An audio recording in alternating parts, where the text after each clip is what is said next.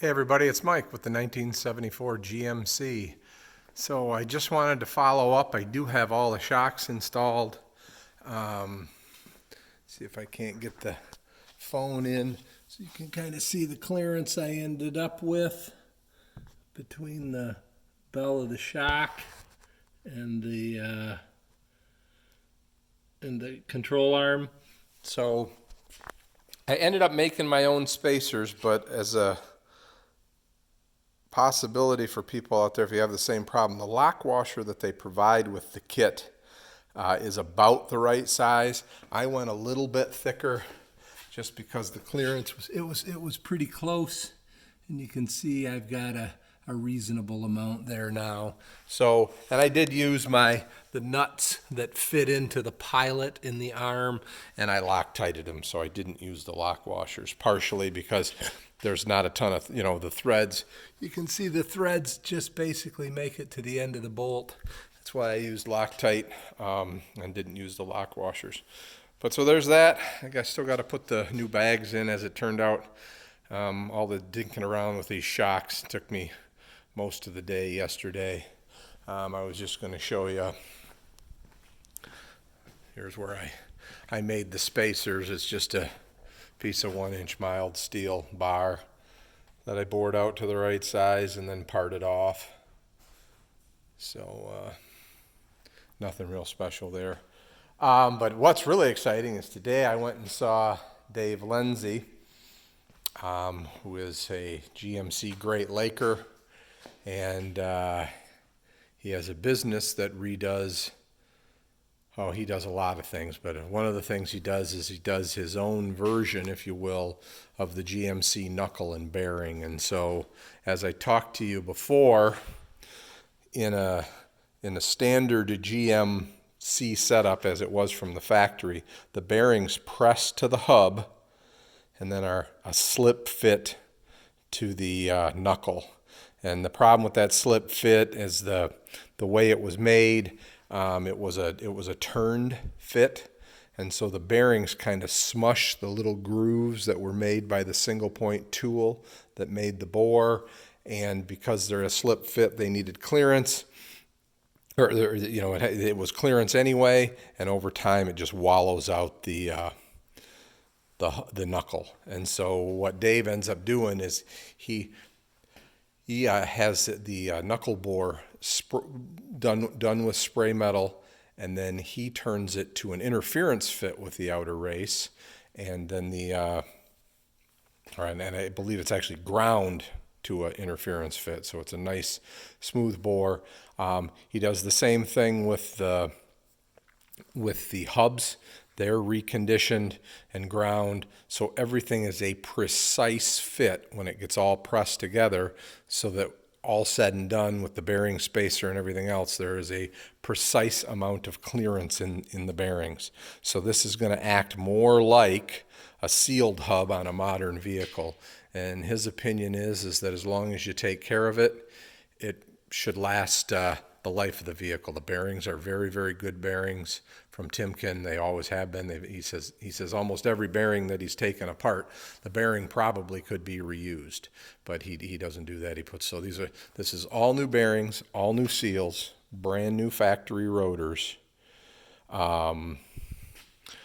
performance friction pads that he makes a modification to for our coaches.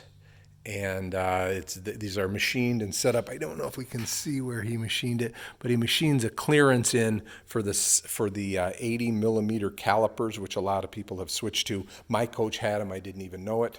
So that they won't hit. It's like I said, just a superb bit of workmanship. They're just beautiful, and I can't wait to put them on, and they should last me easily my life and hopefully the next person's life with this coach. So just like I said, done very well. The other a lot of the other ones that are out there being redone are like this.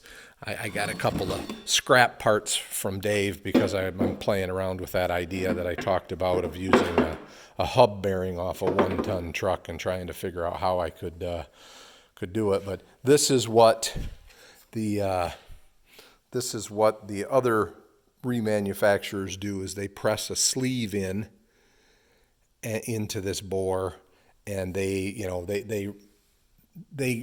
you can see the kind of the surface finish in there. They they maintain it as a slip fit like it would have been from the factory, and it wallers out eventually, just like the originals did. So this Knuckle is not any good for him to use. Now, I'm going to tell you, this was what I spent was a couple of grand to have this done to both of these Knuckles for everything I told you about. And on top of that, I had to buy, one of my Knuckles needed to be replaced. So I paid a core charge for one Knuckle, and I believe I paid a core charge for both hubs. And if you'll remember, one of my hubs was cracked, and the other one had a groove that was, I think, too deep to overcome. So I think it's a fantastic price. He does just amazing work. And so I'm really, really happy to have these on my coach. He also, I guess for those of you that are out there looking, he does his own rear brake, disc brake conversion. And that conversion uses a pretty big rotor. And I believe it's a Ford caliper. And it is only on the front axle, because the rear axle tends to hop by the design of the suspension. So he said there's really no sense in putting a disc brake back there. So he does that as well. He does the 2-port master cylinder. I'm drawing a blank here, but the vacuum booster. 2-port one of these. But I do have a 2-port one. It's not his, but he does make the 2-port master cylinder, along with a very snazzy vacuum valve that senses the vacuum, sensors that senses the vacuum in the booster to run the vacuum pump. So you're not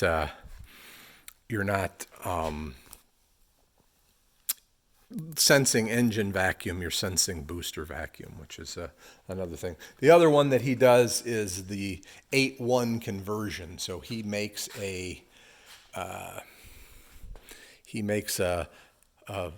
he builds the whole thing, basically builds you a complete rolling front end that has the 8-1 engine mated to a 425 transmission with all new ball joints, or all new reworked control arms and everything, basically the whole thing to slide in. And that is a ton of work that he does, and it's a pretty cool deal.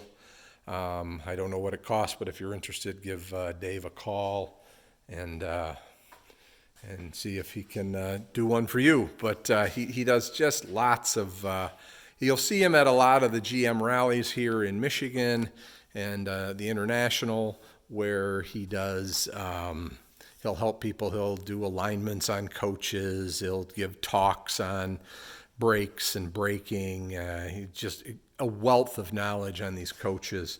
So his coach, I forget how many 1,000 miles, or I should say probably how many 100,000 miles he's put on his. But and all of the stuff that he does, he tests on his own coach and proves it out, and modifies it, to be the best that it can be. Oh, the other one that he does is he redoes these intermediate shafts. So he redoes that slip joint so that you can get that lash out of your steering. So it's just, he's an amazing guy, and a real asset to the GMC Motorhome owners groups. So, he does his own 4-bag rear suspension too, which is pretty nice.